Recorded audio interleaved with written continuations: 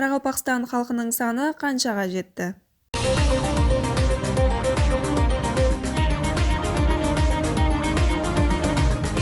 Қарақалпақстан Республикасының тұрақлы халқының саны 2020 жыл 1 январь жағдайына муафық 1.898.329 адамды құраған.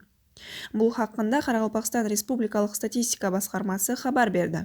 Өткен жыл басынан бері республикамыз халқы 28,8 мың адамға көбейді. 2019 жылда Қарақалпақстанда 41.271 бала тірі туылғаны тізімге алынған болса, 8.507 адам қайтыс болған. Табиғи өсім 32.764 адамды құрады.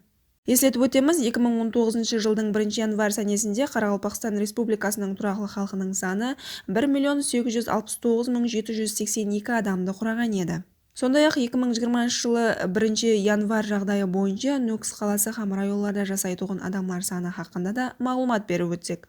Нөкіс қаласы 319,8 мың адам.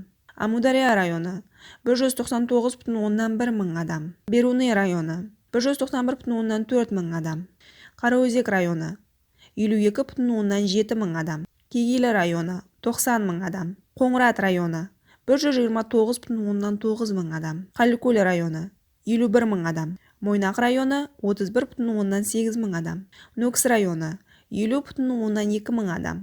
Тақиятас районы 73,8 мың адам. Тақтакөпір районы 40,2 мың адам. Төрткөл районы 214,2 мың адам. Хожелі районы 122,7 мың адам. Шымбай районы 116,3 мың адам. Шоманай районы 56,1 мың адам. Еліқала районы 159,1 мың адам.